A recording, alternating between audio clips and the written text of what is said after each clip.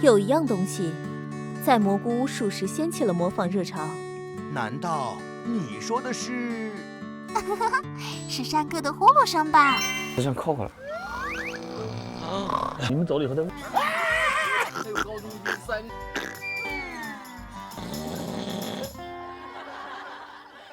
山歌之呼噜，其声势所过处，地动山摇。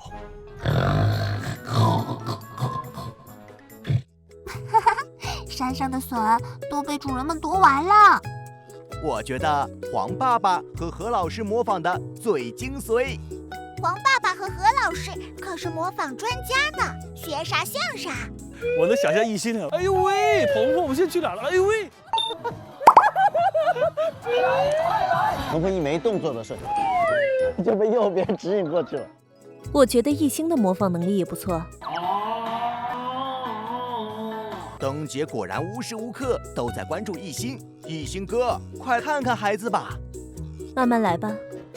说起来，主人们还会模仿一些奇奇怪怪的东西，比如模仿鸡下蛋，模仿奥特曼。蘑菇屋的壁画也没放过。此间模仿盛世相向。